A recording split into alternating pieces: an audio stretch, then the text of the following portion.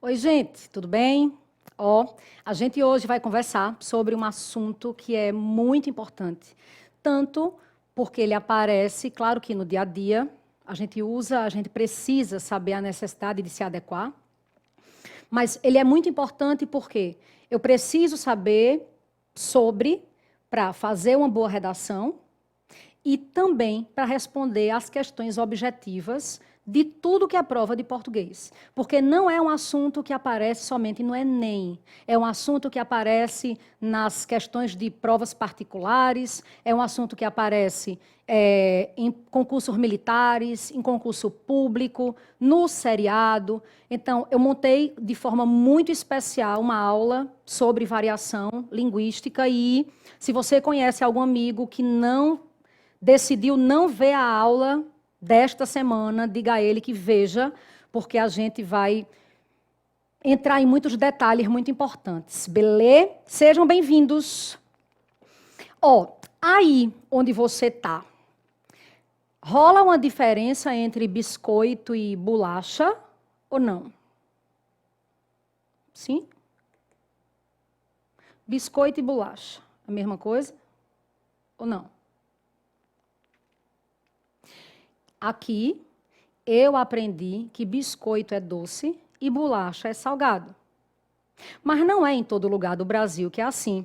Por exemplo, em São Paulo, as crianças dizem bolacha. E no Rio de Janeiro, biscoito. Vejam, eu procurei saber e disseram que é isso. Mas aqui, a gente costuma... calma, deixa eu tentar trazer só para mim. Eu digo bolacha quando é salgada, biscoito quando é doce. E qual é o certo? Primeiro ponto da aula. Em termos de língua, não existe o que é certo e o que é errado. Não existe. Existe o contexto em que tal variante cabe e o contexto em que tal variante não cabe. O verdadeiro bom falante e bom escritor da língua portuguesa é o cara que sabe se adaptar ao contexto em que ele está inserido. Ponto. Ah, Fernanda, mas calma, mas rola uma questão de poder ligada à norma culta. Verdade. Mas eu quero que vocês entendam isso para a vida, para fazer questão, para tudo. Certo? Então, quando eu digo que a forma como se fala em tal lugar do norte é a mais correta, porque se assemelha ao português de Portugal. Não.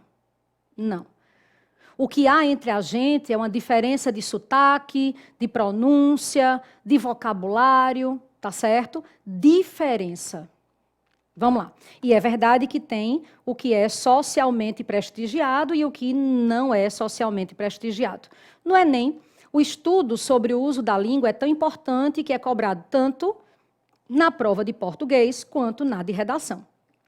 Apesar de ser o mesmo assunto, o formato de abordagem é diferente. Por isso, a gente vai tentar focar nas duas coisas, só que de forma separada. A competência 8, ela diz assim: o Enem exigirá que o aluno respeite as diversidades regionais, sociais e geracionais, ou seja, de diferentes gerações no uso da língua, posicionando-se contra o preconceito linguístico, mas sem negar a necessidade de que se conheça e, em alguns momentos, se utilize a forma culta. Será preciso compreender as diferenças entre o que é formal e o que é informal e associar cada uma dessas formas aos contextos adequados. A competência 8, que é a competência de linguagens, essa competência não é para decorar. Eu só estou mostrando a você que isso aparece no conteúdo programático da prova objetiva e também aparece no conteúdo programático da redação, certo? Diz assim: compreender a língua como materna, a portuguesa, geradora de significação, de significados, e integradora da organização do mundo e da própria identidade. E cada competência tem algumas habilidades, que é como se fossem os subtópicos. Identificar em diferentes gêneros as marcas linguísticas que singularizam, ou seja, que tornam particulares as variedades sociais, regionais e de registro. Relacionar as variedades linguísticas a situações específicas. Reconhecer o uso da norma padrão nas diferentes situações de comunicação. É bem interessante porque a gente tem um vocabulário muito bonito para falar de coisas simples. A ideia é entender a importância de uma língua plural. A importância de uma língua mutável. A língua portuguesa não é estática, tá? E aí eu tenho que entender quais variantes. Como é que eu faço para descobrir em qual nível devo escrever? Como é que eu sei se eu estou escrevendo certo? Será que eu comecei escrevendo de um jeito e estou terminando de outro? Ou então, às vezes, os alunos fazem a redação e a gente diz, está muito coloquial. E aí o menino diz, mas o que é estar coloquial? O que é não estar? Então, a aula de hoje serve para a gente entender como isso aparece nas questões e como a gente deve se comportar com o nosso vocabulário, com a nossa forma de escrita na redação, certo?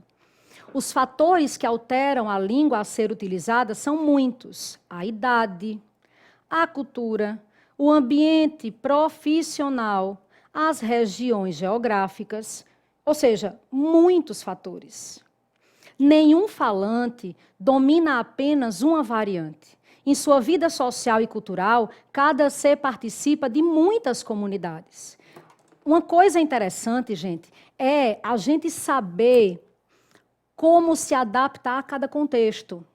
Por exemplo, só para vocês entenderem que isso pode aparecer numa questão, comparando a diferença de geração, de pai, filho, avô. O vocabulário é diferente, mas não tem o que é certo ou o que é errado.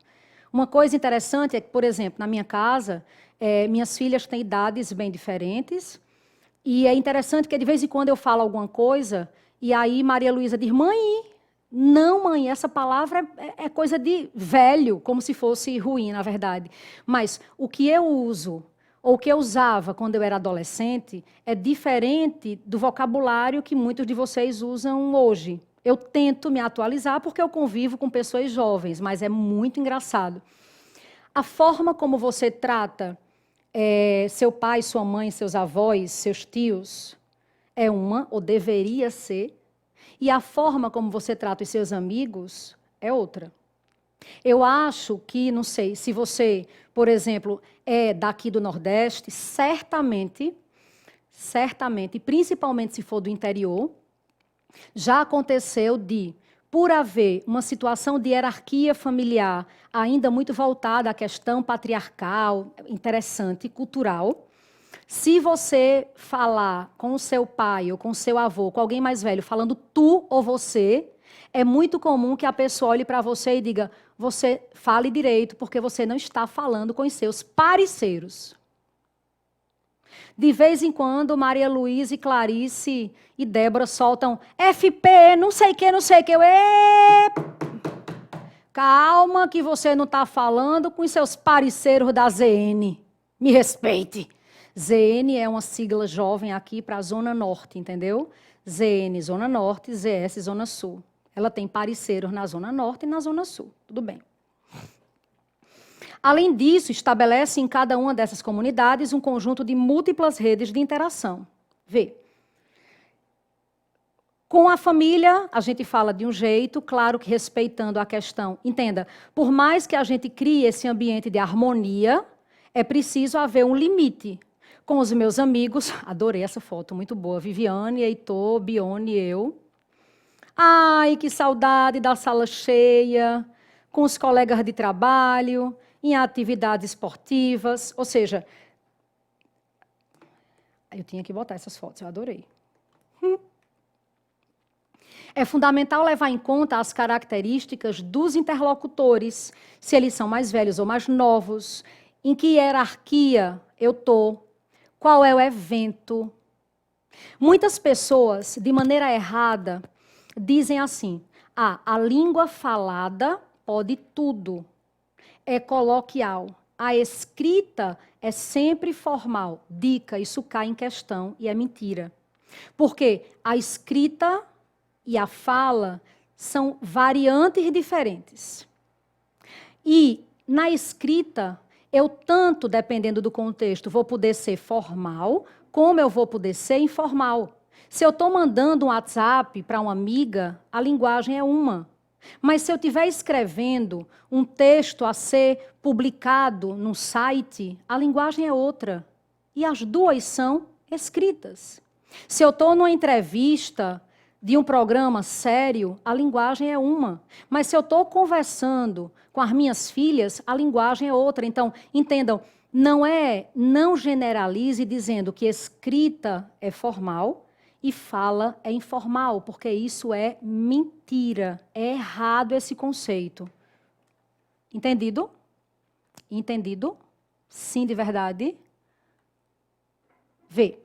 Quando a gente fala, só uma coisa importante, quando a gente fala em língua materna, é importante lembrar que língua materna não é a língua que eu falo e veio da minha mãe, mas a língua materna é uma alusão à língua portuguesa natural, aquela língua que eu aprendo no meu país de origem. Então, a língua materna ou língua mãe é uma alusão à língua portuguesa, certo? Vê. Dando continuidade, a gente tem que ter muito cuidado com relação a essa ideia de norma culta. Vê só. Também se conhece como idioma materno, língua nativa ou primeira língua. A língua materna é o primeiro idioma que se aprende. É a língua adquirida de forma natural, por meio da interação. E não necessariamente, entendam, não necessariamente uma criança vai falar de forma culta, porque a norma culta padrão é algo que se aprende num ambiente escolar em que isso é ensinado. Por isso que a norma culta é tratada como a socialmente de prestígio. É preconceituoso menosprezar quem não sabe usar a norma culta, porque muitas pessoas não sabem usar a norma culta por não terem tido acesso à escolaridade para isso. Entendam, a língua é tratada como ferramenta de poder? Sim, infelizmente. Quem de vocês não conhece uma pessoa que adora falar difícil somente para impressionar? Somente para impressionar. Somente. Um exemplo aí deste ano, Lumena no Big Brother. Querendo falar difícil naquele ambiente ali da casa, para todo mundo respeitar e achar que ela é a inteligente. Mas o vocabulário era o mesmo, completamente fora de contexto, mas ela falava difícil e conseguia mostrar poder dentro de um ambiente por usar uma linguagem que ela aprendeu na psicologia, por exemplo. Certo? Vê, se a gente toma como exemplo um jornal, a gente observa que o texto é escrito no português padrão, mas em variados estilos ou modalidades.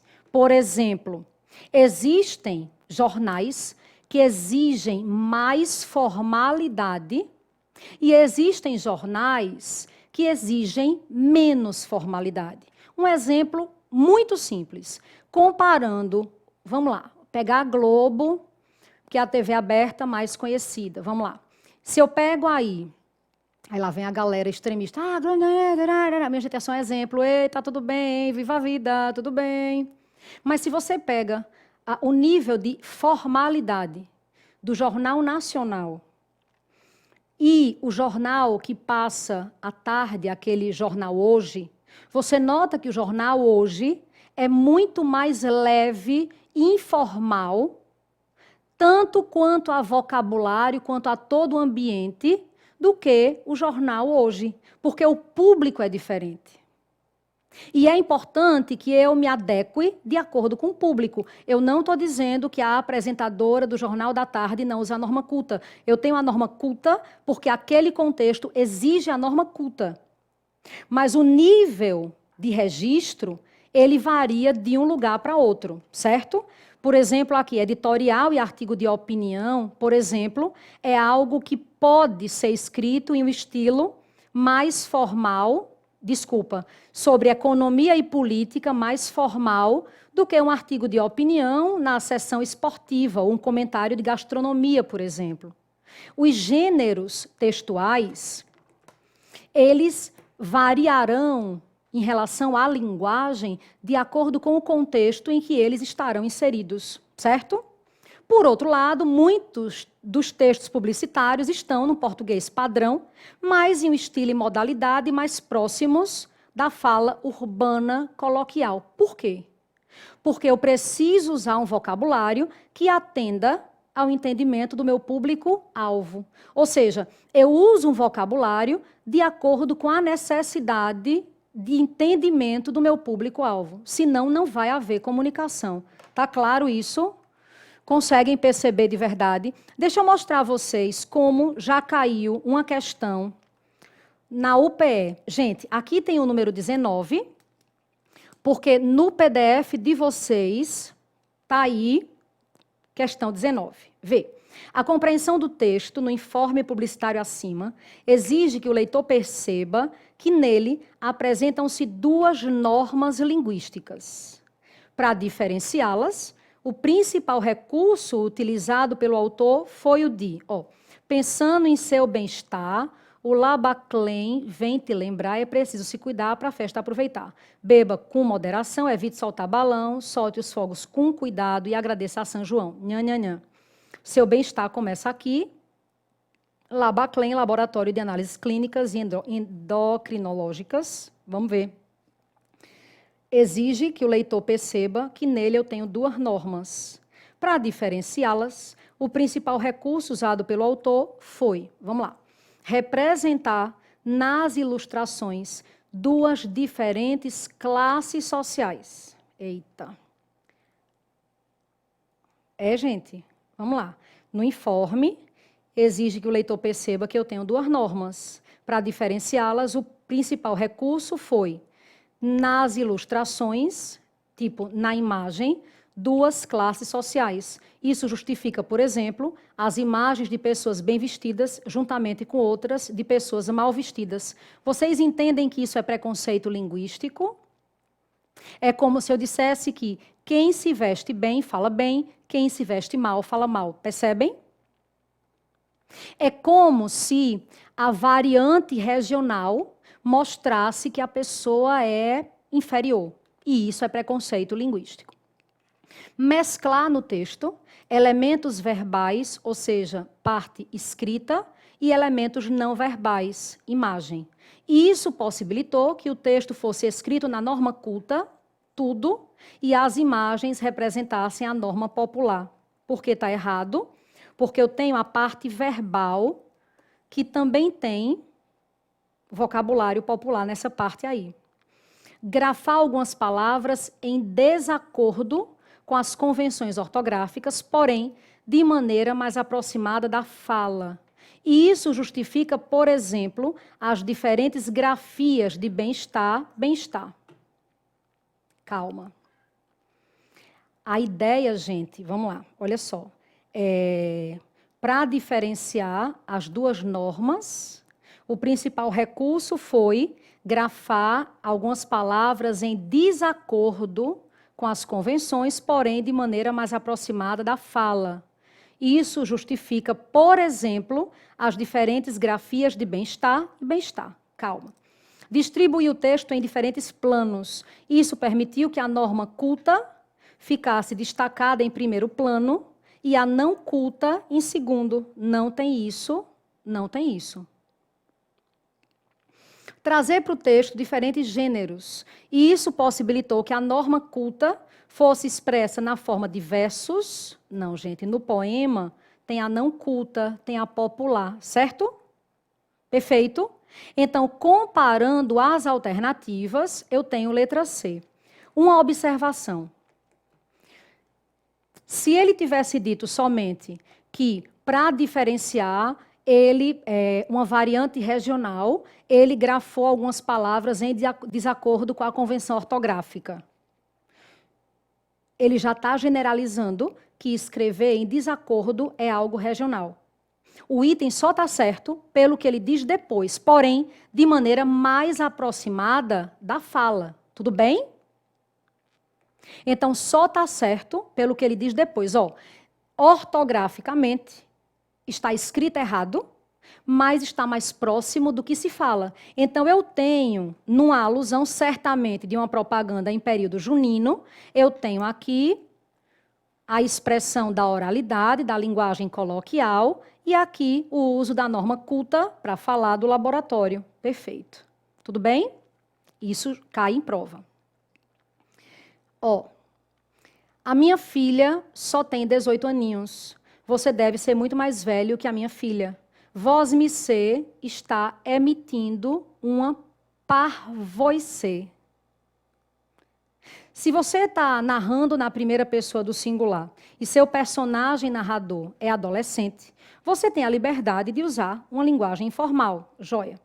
Pode ser também que o seu personagem adulto goste de falar como se estivesse no século XVIII. Então, no caso, a linguagem deverá ser a culta.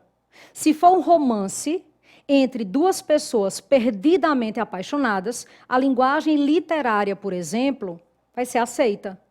E isso vai variando de acordo com o contexto comunicacional. Gente, nesse contexto, a gente percebe que o humor se dá pelo vocabulário usado no último quadrinho pela segunda personagem. Porque ele usa hoje, entendam, para a gente ter o você, a gente já teve o vossa mercê, vós mercê, você, VC, e daqui a pouco está só o C e pronto. Então, eu tenho a alteração, que são as variantes históricas. De acordo com o tempo, é natural a mudança do vocabulário. Entendam, mas não quer dizer que uma pessoa de 80 anos seja menosprezada ou sofra preconceito pela forma como ela fala, entende? Eu tenho um país plural. É muito interessante porque, assim, oficialmente, eu não vou falar sobre preconceito linguístico agora, não. Eu ia falar que oficialmente, daqui a pouco eu falo. Vocês vão mostrar que eu trouxe o exemplo do que aconteceu comigo. Vê só. Tentem ficar ligados na existência de dois níveis da linguagem. O culto e o coloquial. Nível da linguagem. Nível da linguagem. Quanto à forma de registro, eu tenho um registro formal e eu tenho um registro informal. Quando o registro é formal, predomina o estilo culto. Quando o registro é de um contexto informal, eu posso usar a linguagem coloquial. Jovem para o chefe e jovem para a mãe. Boa tarde, chefe. Infelizmente, acabei de sofrer um acidente de trânsito e devo me atrasar, pois estou aguardando a polícia para os trâmites formais e a seguradora para o recolhimento do veículo. Formal. Para a mãe. Que droga, mãe. Bateram no meu carro. Estou bem, não se preocupe. Me mande o número da seguradora, depois te ligo. Informal, coloquial. Então, a questão do registro está diretamente ligada à forma como a língua é impressa, tanto na oralidade quanto na escrita. Formal, norma culta. Informal, coloquial.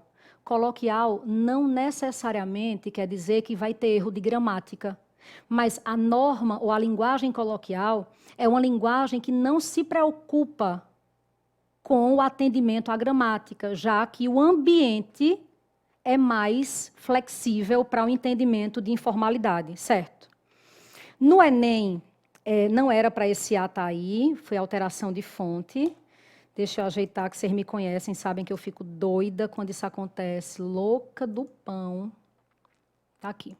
A competência, de novo, amado, faz isso não.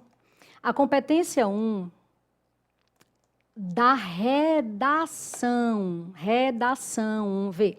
Eu falei sobre a competência 8 de linguagens, que é variação linguística, e a competência 1 de redação. A gente tem 5 competências na redação. A competência 1 avalia a parte gramatical. Tá, vê só. Não é sobre isso a aula, mas eu quero aproveitar para mostrar. Vê.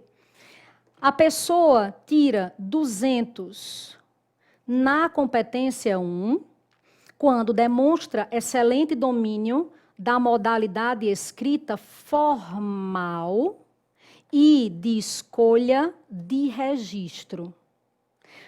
4 é o nível para quem tira 160, bom domínio.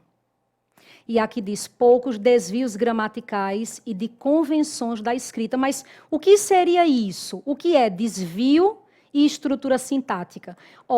Não é o foco da aula, mas já que eu estou falando sobre isso, eu vou explicar a parte de registro, para vocês entenderem o porquê do cuidado com o vocabulário usado na redação de vocês, certo? Vê só. Estrutura sintática, a parte de inversão da ordem direta, problema com pontuação, ideia redundante. A parte de desvio de erro, de convenção de escrita e gramatical, certo? Só que, aqui é o foco da aula, eu tenho também erro e acerto quanto à escolha do registro e do vocabulário, de acordo com a modalidade. No nosso caso, é a dissertação argumentativa. Então, a dissertação argumentativa exige o registro formal. Então, não pode haver marca de oralidade. Nenhum tipo de contração, nenhum tipo de gíria, porque o texto exige formalidade. E quanto à escolha vocabular, não significa que você vai escolher um vocabulário erudito, que é um vocabulário muito elevado. Você precisa escolher um vocabulário certo para uma pessoa que está concluindo o ensino médio teoricamente, entende? Muitas pessoas acham que falar palavras difíceis vai fazer com que essa redação seja mais valorizada. Não. É você entender que falar correto ou falar atendendo à norma culta não necessariamente, gente, é falar difícil. Ei, eu estou aproveitando uma aula para já resolver um monte de problema aí, né? Vamos.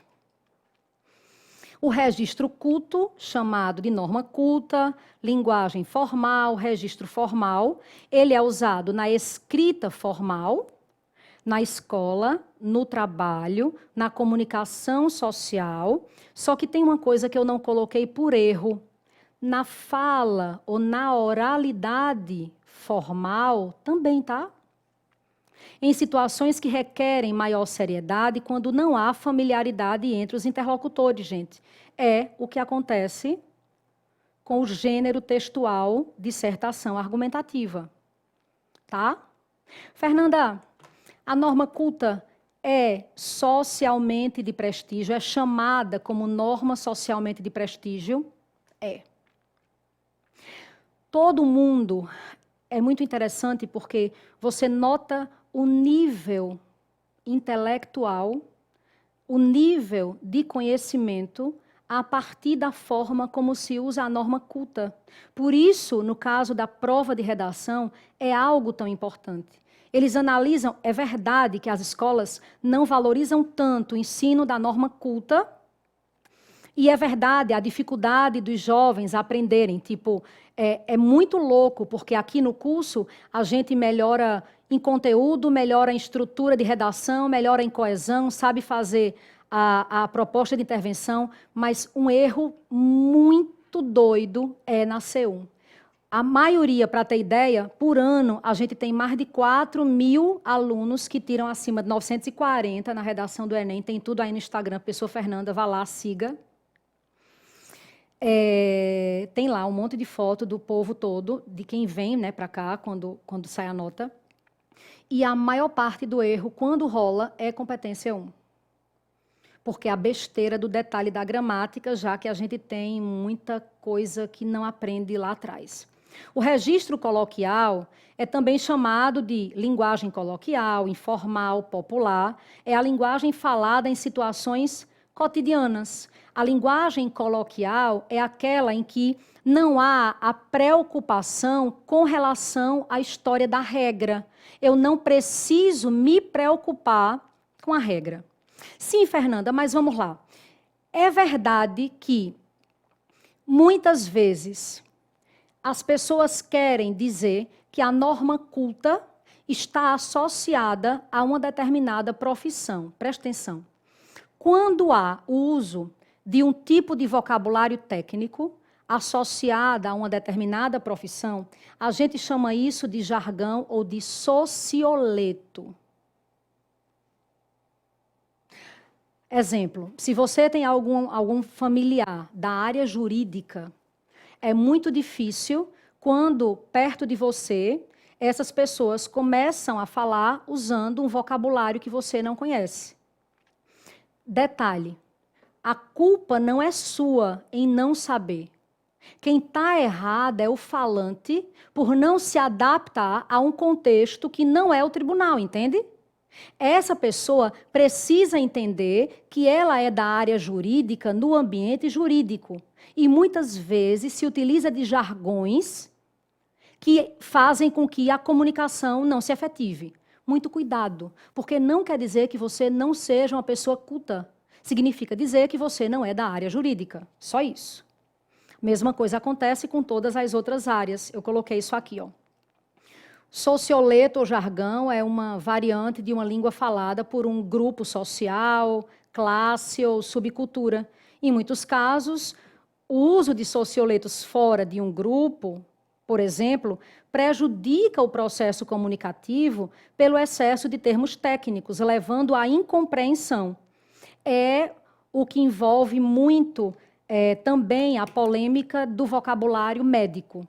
Quem nunca, né, foi para um médico que explicou a você o que você tinha com uma linguagem que você não entende, porque você não é médico?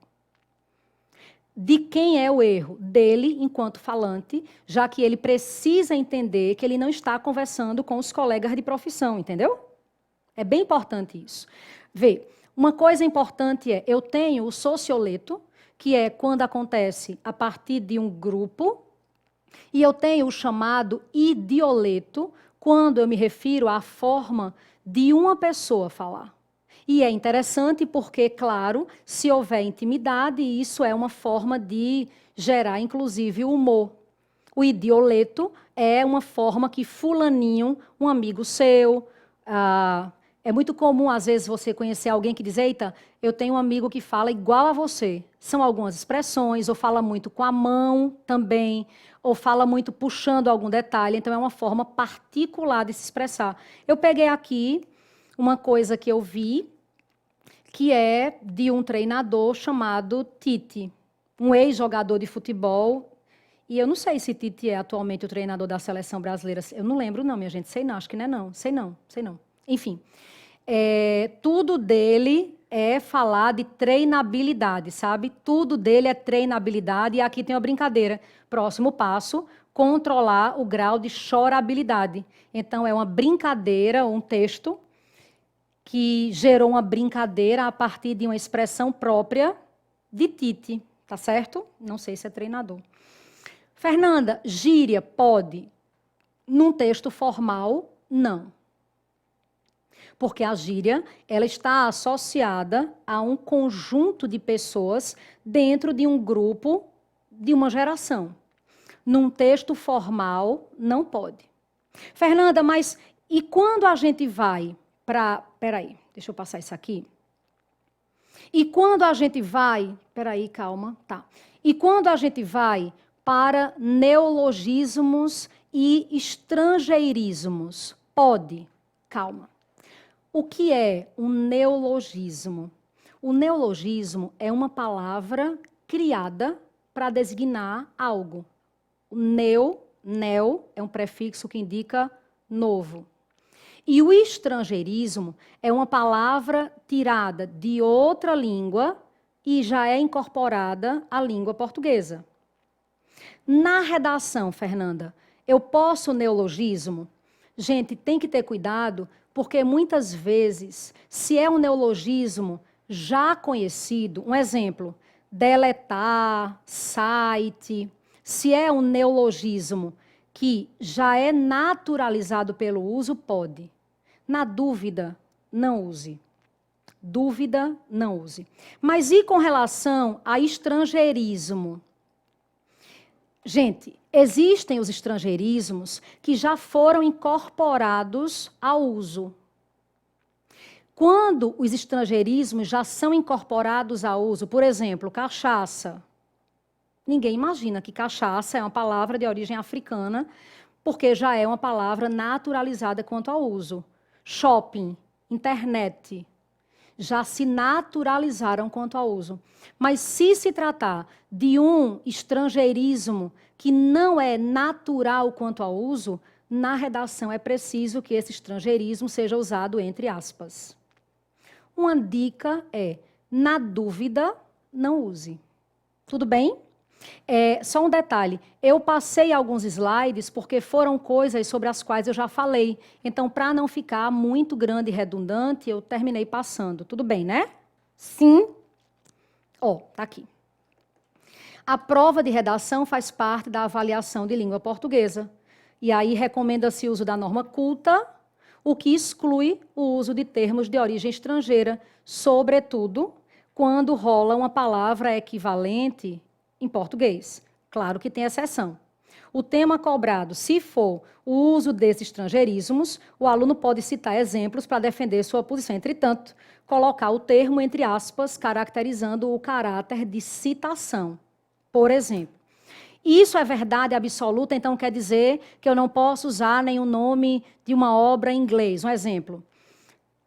Se o nome do filme Black Mirror, você não vai colocar a tradução do filme, porque já é um filme conhecido, coloca entre aspas, coloca lá.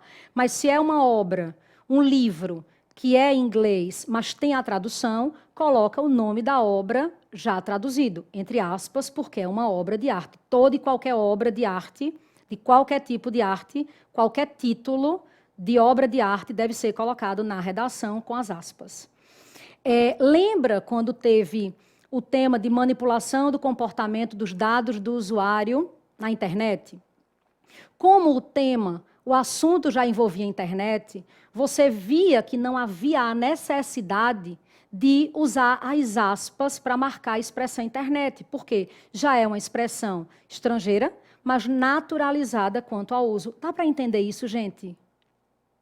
A gente tem que ter muito cuidado para saber até onde ir, para não cometer nenhum tipo de erro. Então, a minha intenção, nestes 40 minutos de aula, é aproveitar o assunto que cai, para entender como cai na parte objetiva e como é que ele vai ser abordado na redação. Vê, isso aqui apareceu numa questão do Enem, tá?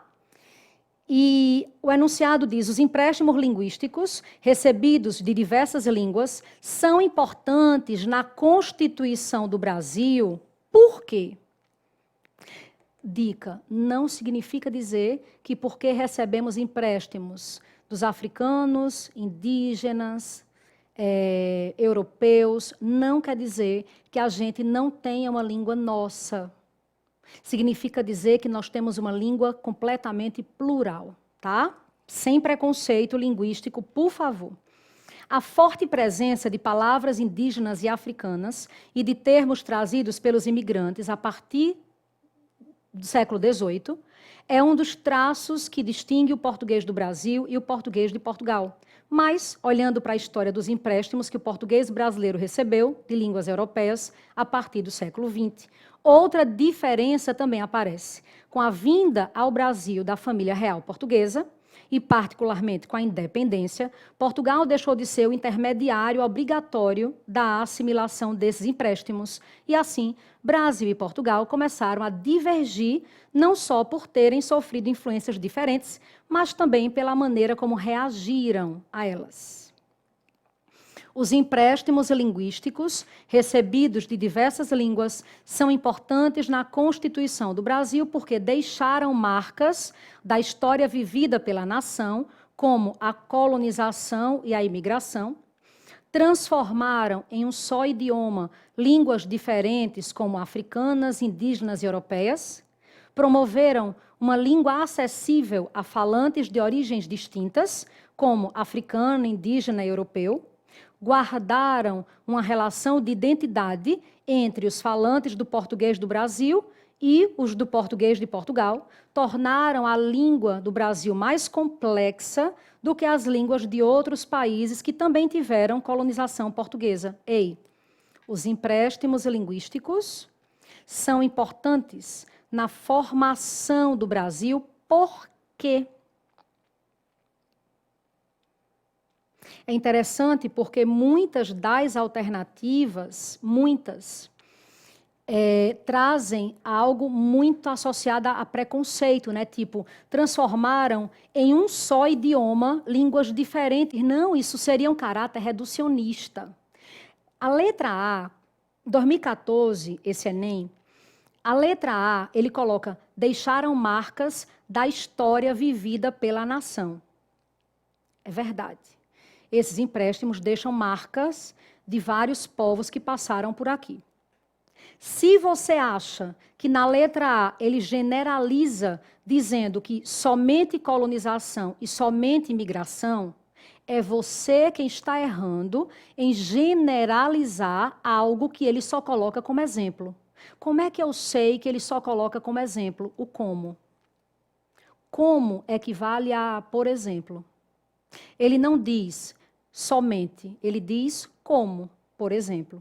Então, quando eu comparo os itens, eu percebo que os empréstimos que nós tivemos deixaram marcas ao longo do nosso processo histórico, só. E isso não nos faz menor do que ninguém, certo? Beleza?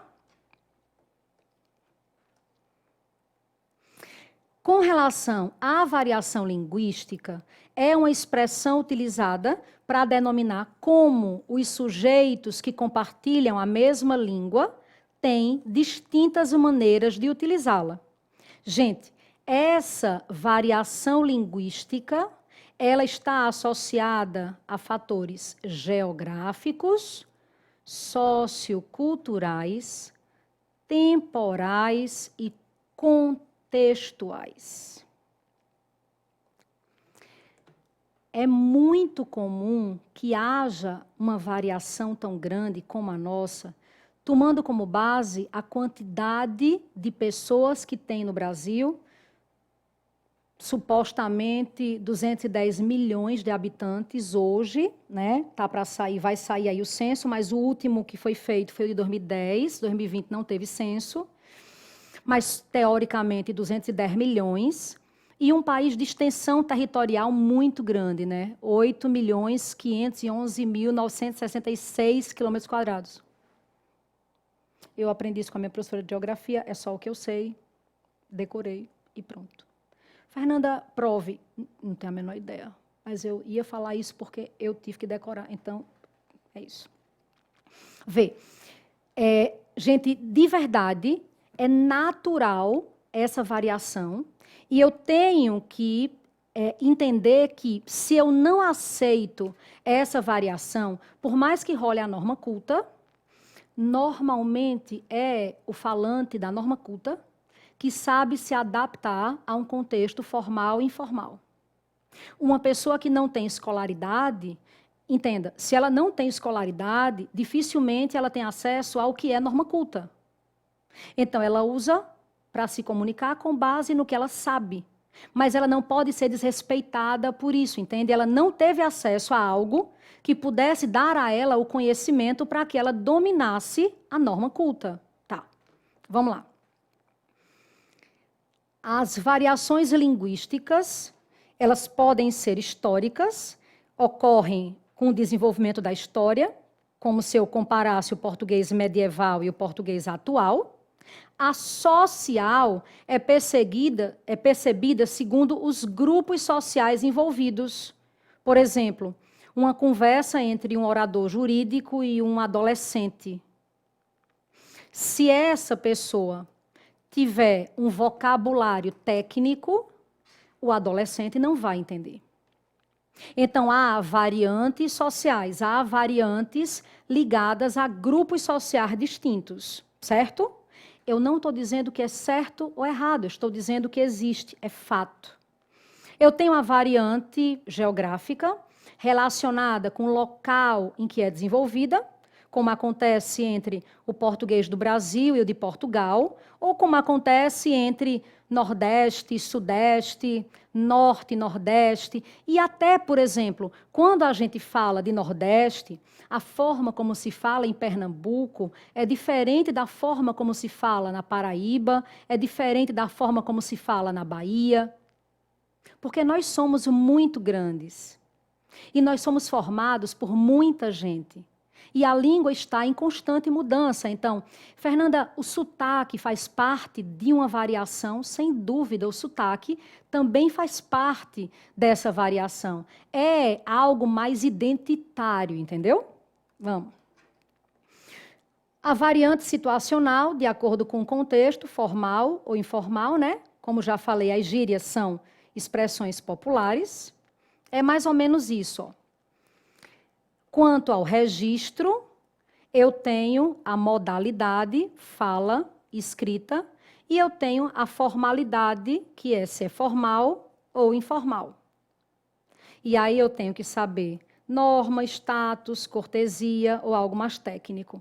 Dentro do que as pessoas chamam de variações, dialetos, eu tenho classe social, idade, sexo, nível de escolaridade, região. Então, dentro de cada lugar, de cada grupo, eu tenho formas de falar que as pessoas chamam de dialetos e fazem parte da língua portuguesa. Eu tenho que ter muito cuidado para não usar a expressão dialeto como sendo um tom pejorativo que muitas vezes as pessoas dão ao que se fala, ao que é conversado, discutido, tá? Vê. Tanto no plano interno, as variedades constitutivas de uma língua, como no plano externo, as muitas línguas que são faladas no mundo, deve ser para nós motivo de maravilhamento contínuo, embora muitas vezes ela também seja motivo de preconceito, exclusão e violência simbólica. E aí eu trouxe um exemplo de algo que aconteceu comigo ano passado. Eu usei o Instagram para fazer uma propaganda do curso. Nós temos há 21 anos o curso de português e redação. Oficialmente é o maior curso do país, o curso presencial, agora é que a gente quer invadir o online com muita qualidade. E fazendo uma propaganda no meu Instagram, eu comentei, entendam, presta atenção, é o maior curso do país em quantidade de alunos e de aprovação pelo Google Trend, por tudo que foi indicador oficial. Está lá no site fernandapessoa.com.br, pode ir lá ver, pode ir para a rede social, joia. Fazendo uma propaganda do curso, eu, no meu Instagram, recebi o seguinte comentário. Oficialmente o maior curso de português do país, mas eu sou nordestina, tenho sotaque, sou do sertão, matuta. Fernanda, você já sentiu barreira no sul? Já. No sudeste? Já. Você já perdeu contrato de trabalho por causa do seu sotaque? Sim. Isso foi dito? Sim, também. Olha o comentário da pessoa. Se quiser trabalhar com linguagem, precisa primeiro mudar esse sotaque horrível e falar em português padrão. Fica a dica.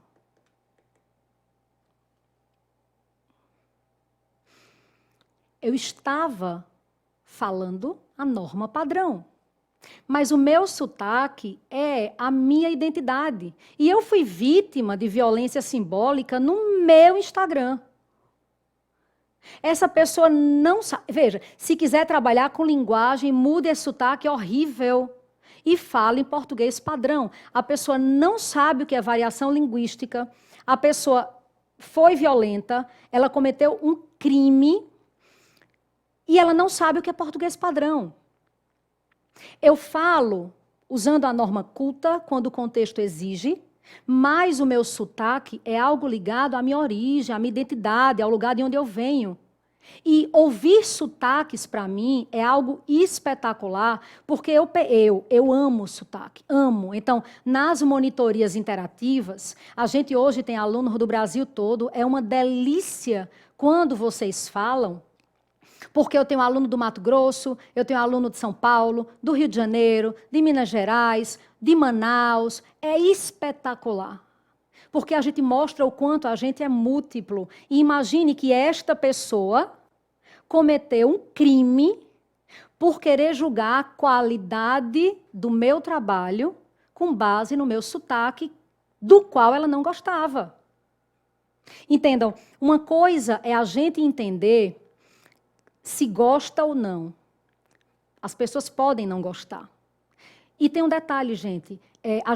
Quem é do Nordeste, tem que ter muito cuidado para não entrar naquela política de opressor e oprimido, porque do mesmo jeito que você se diz vítima de preconceito linguístico, você pratica esse preconceito quando, por exemplo, fala mal de algum sotaque do carioca, do paulista e assim por diante. Tá? Então, só um exemplo. Nós somos múltiplos, somos plurais e precisamos de respeito quanto à diversidade das formas de falar de um país tão grande, certo? O perfil sociolinguístico do Brasil, ele não é simples. Ele reflete muito da nossa história socioeconômica e cultural, bem como a diversidade da nossa população.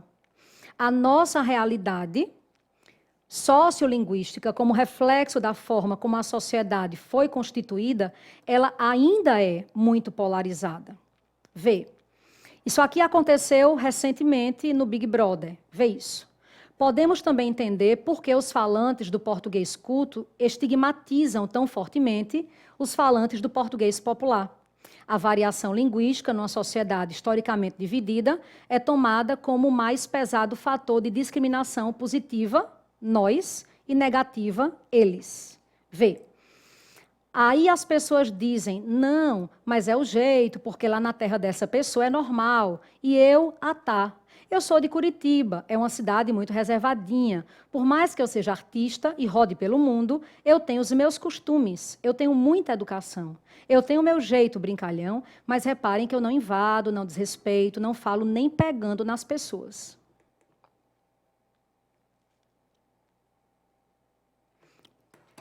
Claro que rola polêmica, né, em relação a Carol Conká e Juliette, que discute até onde é preconceito, ou como se deu o contexto de forma preconceito. Eu sou de Curitiba, é reservado, rodo pelo mundo, tenho o meu costume e muita educação. E lá no lugar dela, dessa pessoa, é normal falar assim. Outro caso. Aconteceu isso aqui, caiu numa questão. E eu quero mostrar a vocês, aproveitar para mostrar a questão. E está aqui, ó, a língua varia no tempo, no espaço e em diferentes classes socioculturais. Assim, a atitude do médico demonstra o que isso aqui aconteceu, gente. Vê. Médico debocha de paciente na internet e é demitido. Pacientes e internautas ficaram indignados com a postura do funcionário. Um médico plantonista do Hospital Público Santa Rosa, administrado pela Santa Casa de Serra Negra, foi afastado do trabalho após ter uma foto divulgada em seu Facebook, em que debocha de um paciente que não falou corretamente as palavras pneumonia e raio-x em uma consulta. O médico postou na sua rede social: não existe pneumonia e nem raio-x. Se lascou. O médico em questão publicou em sua rede social a imagem de um receituário em que se lê: não existe pneumonia nem raio-x. A postagem foi comentada pelas funcionárias do hospital, que também foram demitidas. O Conselho Regional de Medicina de São Paulo informou que vai instaurar uma sindicância para avaliar a postura do profissional. O caso ganhou repercussão depois que a denúncia foi publicada na coluna Comentando e outros pacientes e internautas ficaram indignados com a postura do clínico geral. A diretoria do hospital publicou uma nota em que repudia o comportamento. Tá. A língua varia no tempo, no espaço e em diferentes classes socioculturais. Assim, a atitude do médico demonstra preconceito racial, a importância do estudo da língua. Muita gente cai nisso de forma absurda. Gente, a violência simbólica, ela é tão naturalizada no Brasil que muitas pessoas, quando o assunto veio à tona, eu não lembro se foi em 2019, muitas pessoas disseram: vamos ajudar o paciente a aprender a falar direito. Não, gente, o médico foi violento. O paciente não tinha escolaridade, não sabia, não é porque ele não sabe falar atendendo à norma culta que ele vai poder ser colocado numa condição de inferioridade ou menosprezo, entende? É algo associado a um critério, associado a uma falta de acesso à educação infeliz no Brasil. Vamos lá. Preconceito linguístico, importância do coloquial, preconceito pela classe social prestigiada. E aí, preconceito linguístico, claro, eu não posso marcar a E, porque a E generaliza essa coisa de classe social prestigiada. Não, o médico demonstrou preconceito linguístico. Perfeito. Durante o ano, a gente vai ver muitas questões sobre o assunto. Eu tentei pegar tudo ligado à variação linguística para a gente aproveitar e já entender a prova objetiva quando vem e a parte de redação para a qual a gente deve atentar. Beleza? Espero ter ajudado até aqui. Indique o curso para os seus amigos. Por favor, ainda dá tempo. Prometo cuidar de vocês com muito respeito. Prometo, prometo, prometo. Beleza? Obrigada, gente. Valeu. Até a próxima.